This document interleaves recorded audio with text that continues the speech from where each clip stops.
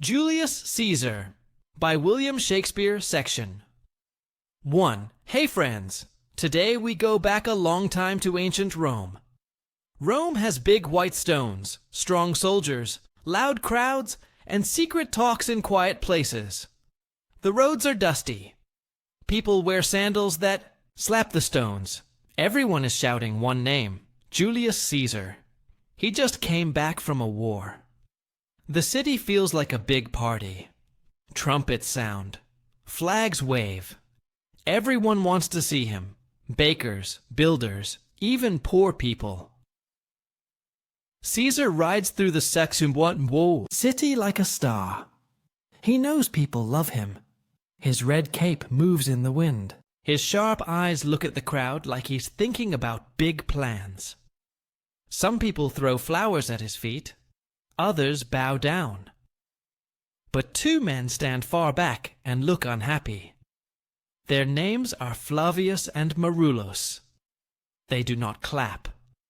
They look angry, like someone took their last olive. They ask, "Why are you cheering? Last week you cheered for the man Caesar just beat."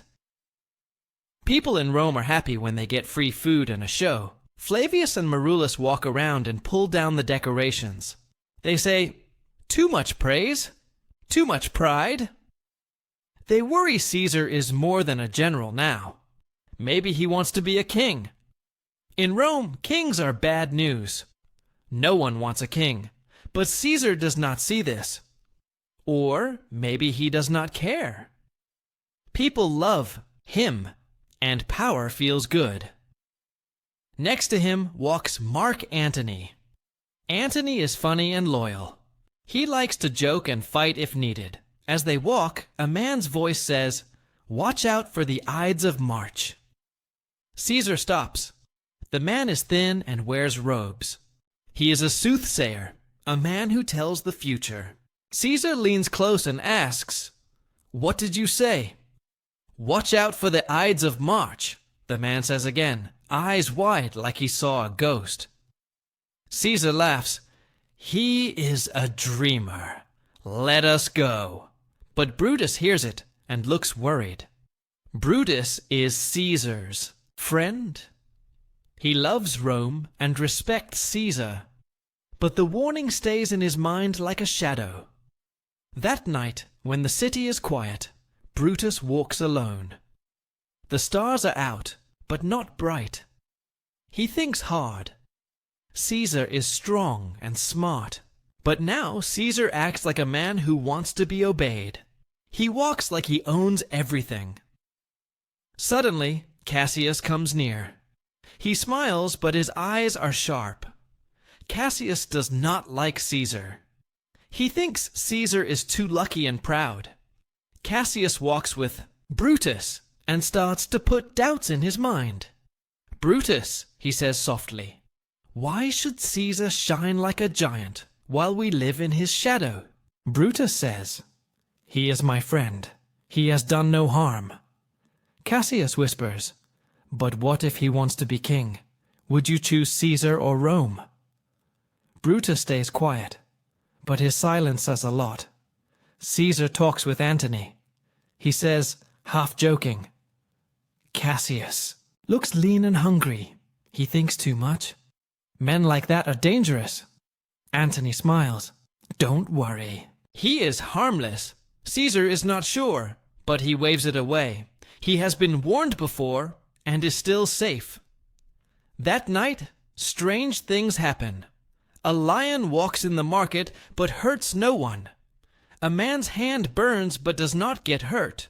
People say ghosts. Walk around. The sky flashes with lightning, but no rain falls. Cicero, a wise man, passes Cassius. Cassius asks, "Do you see these signs?" Cicero says, "People see what they want." Then he walks away. Cassius uses the signs to plan. He meets men in dark places. He wants Brutus to join. Brutus is respected. If he joins, others will listen. In a quiet room, Brutus thinks hard. He does not want to hurt Caesar. But what if Caesar changes and becomes a bad ruler? Brutus thinks he must stop Caesar before it is too late. A plan starts. No one sees the flowers wilting outside Caesar's door. Section 2. Brutus cannot sleep. The moon is high and white like a coin. The air feels heavy and quiet. Brutus walks slowly, in his garden. He makes no noise. His wife, Portia, watches him from the door. She looks worried, but does not say anything yet.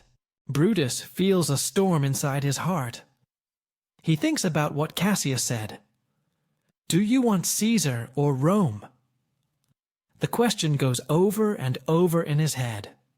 Brutus has always liked Caesar, but he loves Rome more. He believes in freedom for all people, not just one man. Early in the morning, Cassius and the others come quietly. They wear dark clothes and move like shadows. Brutus meets them. He reads their names: Casca, Decius, Trebonius, Ligarius, Metellus Cimber. They all want to stop Caesar. Some are afraid of his power. Some are jealous. This is not a friendly meeting. It is a secret plan. Cassius says, "We should kill Mark Antony too. He is smart and loyal to Caesar. He can cause problems." Brutus says, "No, we must not look like butchers. We are not killers. We are doctors. We cut out sickness only." The others listen. They are not sure, but Brutus is strong. If he says no, it is no. The sky turns purple with the morning light. Portia comes out again. She cannot keep quiet. She says, "You don't eat or sleep. You walk like a ghost. What are you hiding from?" "Me?" Brutus tries to smile. "Nothing, dear." Portia takes his hand and says, "I am your wife, not a stranger. If you are sad, let me share it." Brutus feels happy. He promises to tell her soon, but not now. His mind is on Caesar. At Caesar's house, things feel strange. His wife Calpurnia had bad dreams. She saw Caesar's statue bleeding, and people smiling while touching the blood. Not a good dream for a good day. She begs Caesar, "Stay home today." "I feel danger." Caesar thinks for a moment. He says maybe he will stay, but Decius comes. He talks smooth and lies. "Your dream is good. It means you bring life to Rome. If you stay, people will think you are afraid. Caesar wants to be strong. Cowards die many times before death. The brave die once," he says. Caesar leaves his house. He walks proud and tall. The conspirators follow, smiling like friends but hiding secrets. Mark Antony tries to catch up, but he is slow. Everything feels like a slow, sad dance to the Senate. They reach the Capitol. Caesar walks in calm. People bow and smile. It feels too normal, like a trap. The conspirators come close. They act polite. Metellus asks Caesar to let his brother come back to Rome. Caesar says no. Then Casca strikes first with a knife. Caesar is shocked. More knives come. He feels pain. Then he sees Brutus, his friend. Caesar's voice is soft, not angry. "Et tu, Brute?" "Even you, Brutus?" Then silence. Caesar falls near Pompey's statue. Pompey was Caesar's enemy before.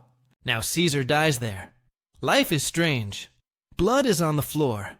Senators run away, scared. The conspirators stand in the middle, breathing hard. Their clothes and hands are red. Brutus says, "People of Rome, you are free." Outside, people panic. They shout, "Caesar is dead. The tyrant is gone." But some loved Caesar and feel sad. Mark Antony hides. He is smart. But he feels anger inside. He knows he must act with care. He sends a message to Brutus. I want to speak at Caesar's funeral. Brutus agrees. He thinks it will make them look good. He says Antony can speak, but must not say bad things about them.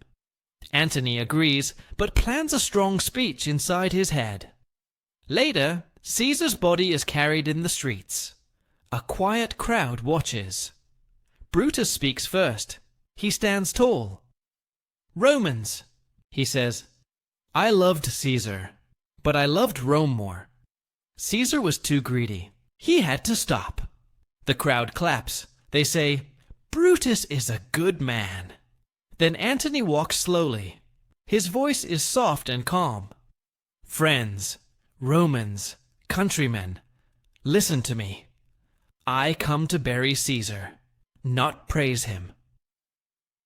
People listen closely.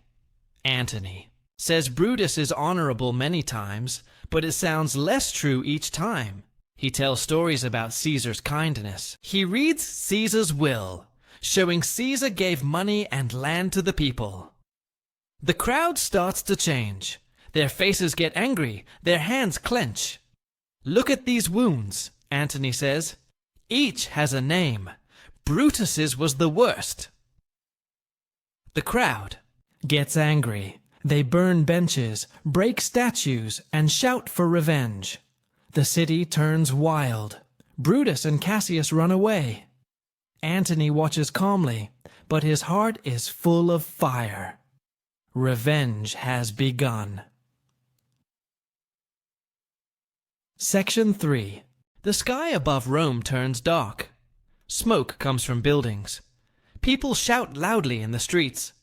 The city is not calm or happy anymore. It is wild, like a lion free from its cage. People who smiled before now run in small streets. They hold fire. Sticks and broken swords. Caesar is dead, and Rome is breaking apart. Mark Antony stands in the middle of this mess. He is not happy. This is not a party. It is like a war. He watches everything carefully. He does not want just chaos. He wants to be in charge. He wants justice, but his own kind.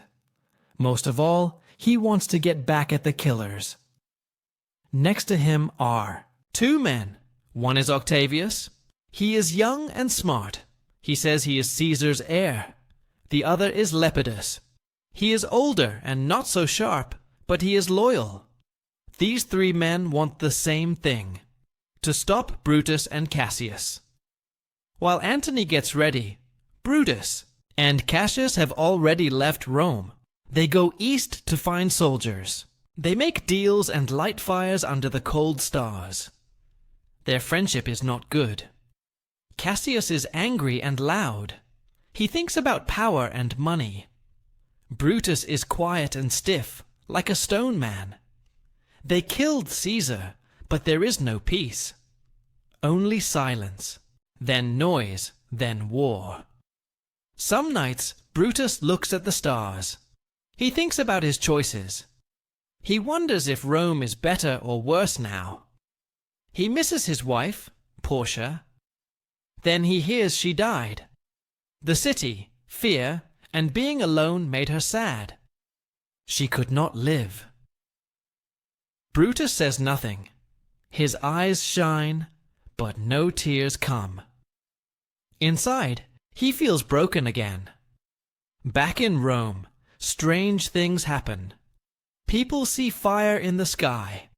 Some hear voices when no one is there. Rumors spread like the wind. Some say Caesar's ghost walks at night. His white robe moves. His mouth is quiet, but his eyes watch. Brutus does not believe the stories. Just tales, he says. But one night, in his tent, candles flicker. Papers fly without wind. Then a figure stands there. Caesar.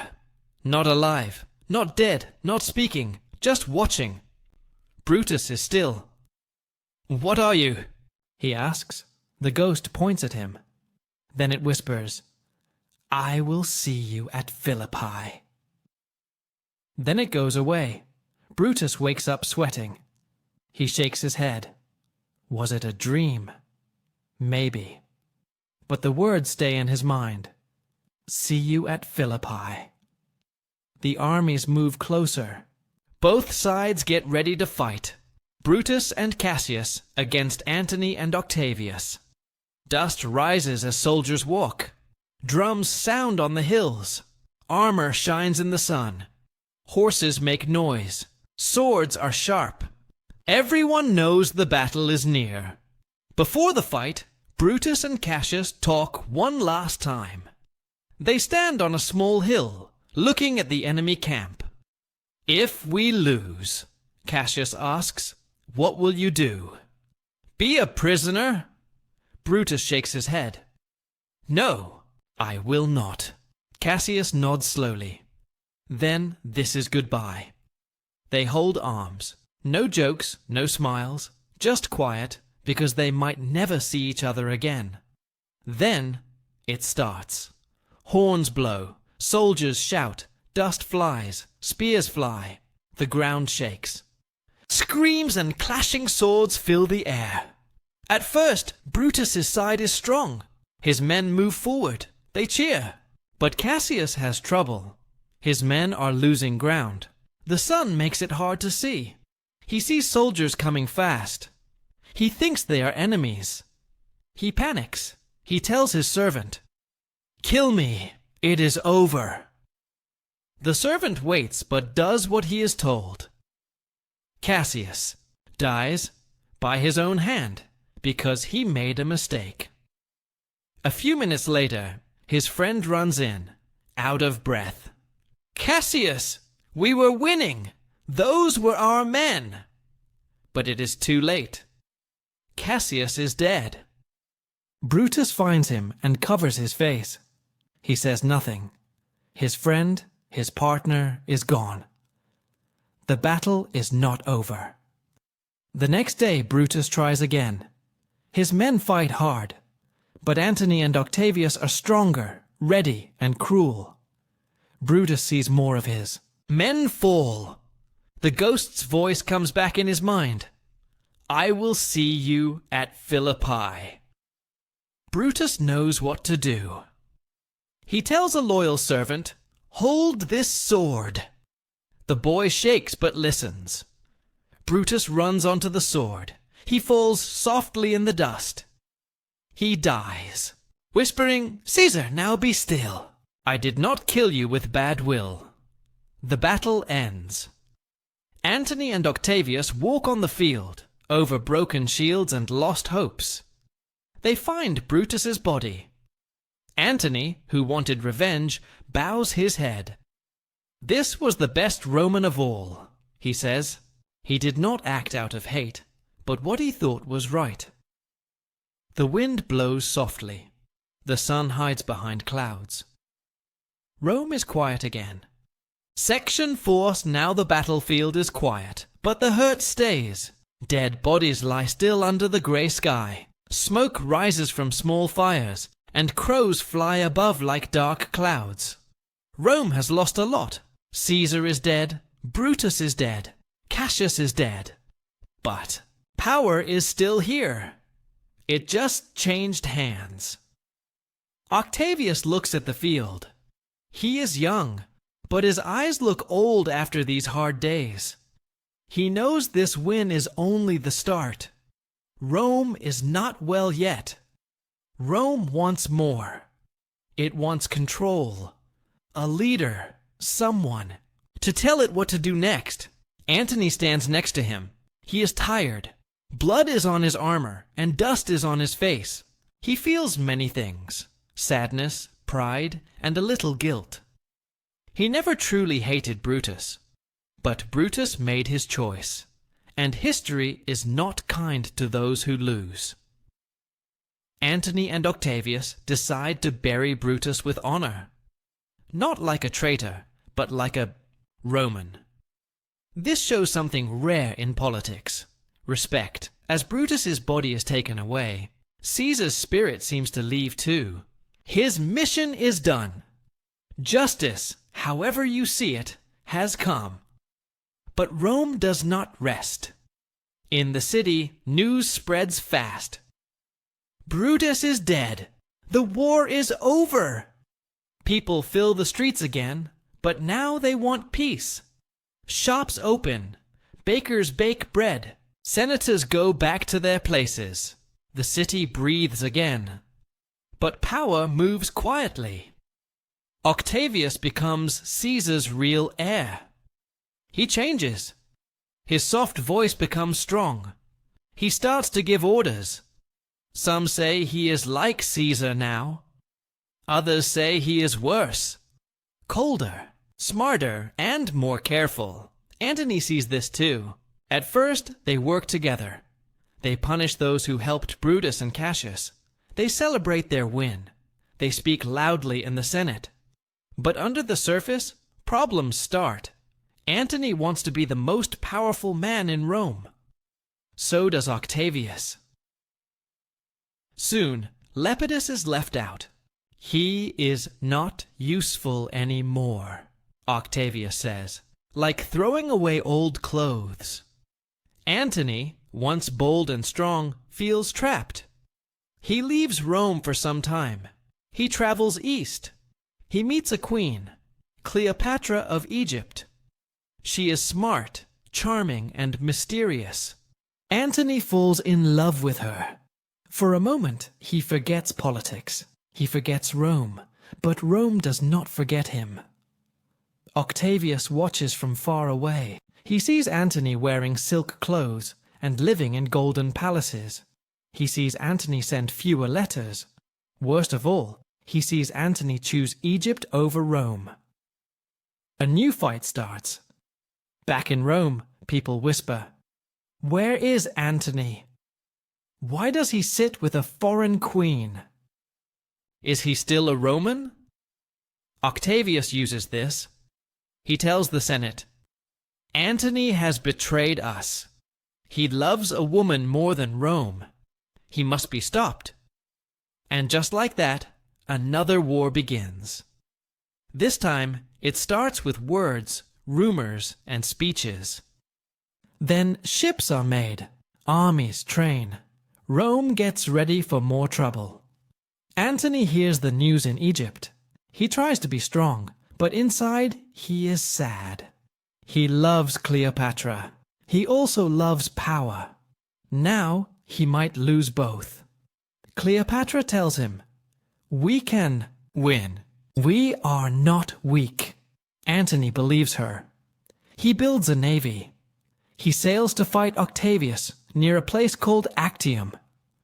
But things go wrong. The sea is rough. The wind is strong. In the middle of the battle, Cleopatra's ships turn and run away. No one knows why. Some say she was scared. Some say she planned it. But Antony is left alone. He goes back to Egypt, broken. He hides in Cleopatra's palace. He walks in the halls like a ghost. "What have I done?" he whispers. "Rome hates me.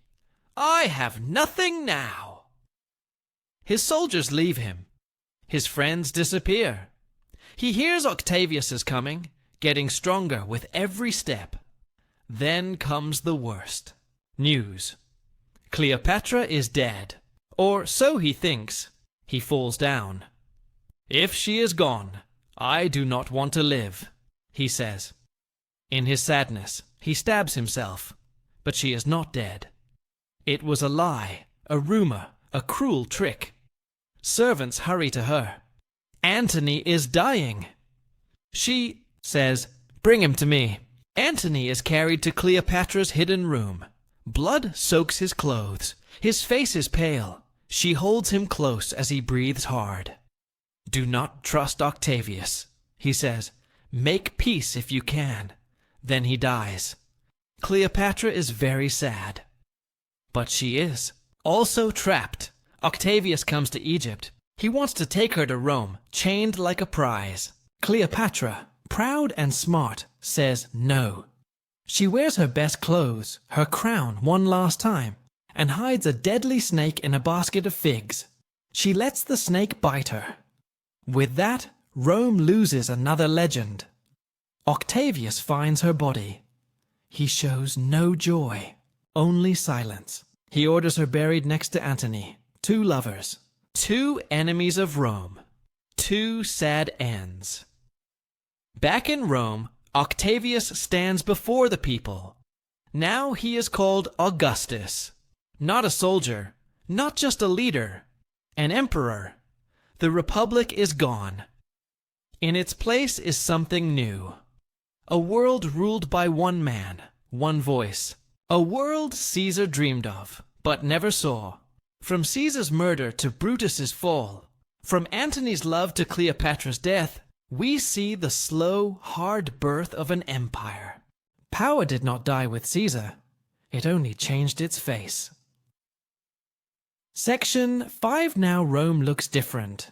The streets are clean. The temples are fixed. Soldiers shine like shiny bronze statues. People don't cheer for senators anymore.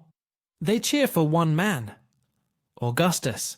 Octavius changed his name and wears a new title like a bright gold crown.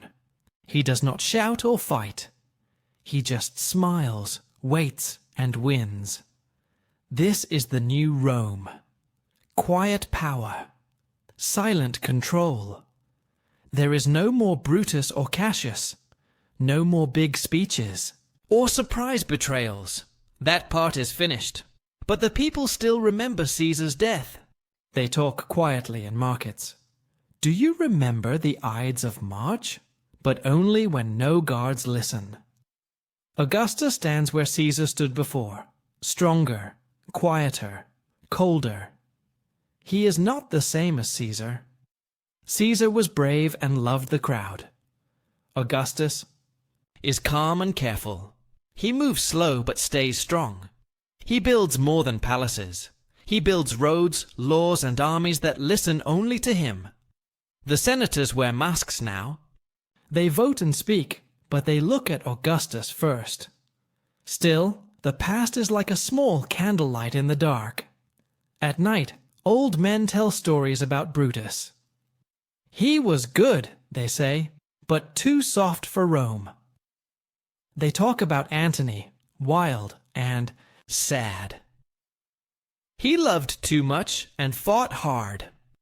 And Caesar, the man who dreamed of a better world, but died for it. Their names sound like magic words, part praise, part warning. In Egypt, travelers walk by Cleopatra's tomb. Strangers leave flowers there. Children play nearby, not knowing they walk where legends died. The world goes on, but ghosts never sleep. Augustus knows this. He keeps a statue of Caesar in his home, not because he loves him, but to remember and to be careful. He knows one man's death can shake a whole empire. That is why he stays away from knives, big crowds, and love. He learns from their mistakes. He builds a world so strong, no dagger or dream can break it. But even in this new world, cracks stay. Rome still loves theater. Actors still play the story of Caesar. The crowd still gasps when Brutus lifts his knife. Some cheer, some cry. And always, always, they go quiet when the ghost shows up. The story does not die, because it is not just about Caesar. It is about ambition, trust, friendship, pride, and love. It is about what happens when good people do bad things, thinking they are right. It is about how power changes the heart, and how history picks heroes and villains. In Rome's corners, poets whisper about honor and betrayal. Painters hide Caesar's face in paintings. Teachers tell children the names: Brutus, Cassius, Antony, Cleopatra. The names echo in marble halls and empty arenas. Augustus watches quietly. He does not stop these stories. He lets them live, but under his watch. He knows. The past teaches or warns. Time passes. Years go by. Augustus gets old. His hair turns gray, his hands slow down. He walks in gardens, not battlefields. He listens to music, not marching feet. One night, under stars, he says, "Have I done better than Caesar?" No one answers. Not even the stars. He dies not by knife, but by old age.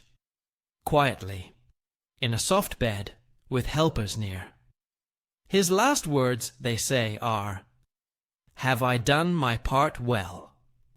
History says yes, he has, but Caesar's story does not leave. It is more than a play or rumor. It is a mirror. Every leader looks in it. Some see glory, some see warning. Rome keeps going. Through emperors, wars, sickness, and victories. And always, always, Julius Caesar's shadow reaches across the floor, like a cold, long finger, because the real power of his story is not in the crown he never wore. It is in the choices people made around him. Brutus, torn between love and duty. Cassius, driven by envy. Antony, caught by war and love. And Caesar so sure he missed the knife behind the smile. This is why his story lives, because it could be anyone's. Friend becomes an enemy. A good man makes a bad choice. A small warning is ignored, and a great dream ends in silence. So when people say, "Et tu, Brute?" they do not just say Latin. They ask a question older than Rome. Who can you trust? This question still echoes, from palaces to parliaments, from schools to battlefields. And somewhere deep in the walls of old Rome, Caesar's whisper stays. He does not speak with words. He just watches. Section 6. The city of Rome changes a lot, but it does not forget. Tall columns are built. Old statues fall down. New emperors come and go. But the story of Julius Caesar walks quietly on every street like a ghost with sandals. Time moves on. It always does. Now the Senate is quiet. It is more for show than for real decisions. People still cheer in the big arenas, but they don't believe they control the world anymore. The power belongs to the emperors. Each emperor, whether kind or cruel, loved or hated, hears the same story whispered in his ear like a soft warning. Remember Caesar. Caesar, the man who once crossed the Rubicon River, now crosses history again and again. One spring morning, a young student goes into the big library near the old forum. He is curious and has many questions. He asks the librarian, why did they kill Caesar if he was a great man? The librarian smiles sadly. She knows the answer is both easy and hard. Because power, she says, is like a mirror. It shows people who they really are. And some people don't want to see that. Outside, tourists walk by broken pillars. Children throw coins into fountains. Couples take pictures by old walls. No one sees the bloodstains now, but everyone feels them. The past does not die. It becomes part of the air. At the same time, in a small theater, actors get ready behind the stage. They put on wigs, robes, and wooden daggers. There is laughter, but also some nervousness. They are going to perform Julius Caesar again. The main actor, playing Brutus, fixes his clothes and says quietly, "Not that I loved Caesar less, but that I loved Rome more." Someone laughs nearby. That sounds like an excuse. The actor shrugs. Isn't everything an excuse in the end? The curtain goes up. The audience is quiet. The story starts again. In the front row sits a high school girl with her notebook open. She watches Brutus talk with Cassius. She sees Caesar walk proudly into the Senate. She holds her breath when knives shine. Something changes inside her. That is the strange magic of this story. It is not just a play. It is a mirror, a warning, a soft voice. Because Caesar is not just a man in armor. He is every leader who thinks he cannot be stopped. Brutus is not just a senator with sandals. He is every person who feels torn between loyalty and thinking. Cassius is every whisper, every voice that makes doubt grow in the dark. Antony is every friend who waits, watches, and fights back at the right time. These characters are not just in history books. They are alive today, in offices, governments, and schools. They just wear different clothes. And their choices? We still make the same ones. Do we follow the crowd or ask questions? Do we fight for what is right, even if it hurts? Do we betray to save or save to betray? These are hard questions. There are no easy answers. Even now, many years later, people still argue if Brutus was a hero or a villain, if Caesar should have died or not, if Antony was noble or just smart. Maybe that is the point. Some stories do not teach lessons. They ask questions. They let us sit in the dark and wonder, what would I have done? Back in the theater, the actor who plays Antony steps forward. He speaks to the crowd with sadness and fire. Friends, Romans, countrymen, please listen to me. Even though the words are old, they feel new. A girl in the back wipes a tear. A man sits up straight. Someone whispers, "He is good." But it is not just the actor. It is the story. After the play ends, people clap loudly. They leave the theater, talking softly. That was strong. I never liked Cassius. Do you think Brutus really thought he was doing the right thing? A woman smiles at her son. He thought he was saving Rome. The boy looks worried, but he made it worse. And there it is, the never-ending fight between what we want to do and what really happens. So the story goes on. In books, in plays, in quiet talks at school. In every rise and fall of power. Every time someone looks at a leader and asks, is this good for us or just good for them? Rome is gone. But Caesar lives. In writing. In stone. In shadows. And maybe most of all, in us. Section 7. The world has changed a lot since the days of Rome. The streets are not dusty now, and the big stone buildings are old. But the story of Julius Caesar still teaches us about power and politics. Today. Think about it. Leaders everywhere, like presidents, prime ministers, and company bosses, face the same problems Caesar had. They want power. They must decide who to trust. They fear being betrayed. This old story is not just history. It shows us things that happen in every time. Think about a modern office. The boss, called the CEO, is like Caesar. He wants to be the best and feels sure of himself. His close friends and helpers talk quietly, like Cassius did. They make him doubt. One friend, like Brutus, feels caught. He wants to be loyal to the company, but thinks the boss's big plans might hurt everyone. The problem is big, but now they fight with emails and meetings, not swords. The story is the same. Or think about a political race. Candidates shake hands, smile for pictures, and make promises. But inside, friends change and tricks happen. People plan to win, even if they must betray others. The same questions come up. Who can you trust? When is loyalty a problem? When is wanting power bad? On social media, many people talk at once. Rumors spread fast, like fire. One wrong tweet or message can change what people think quickly.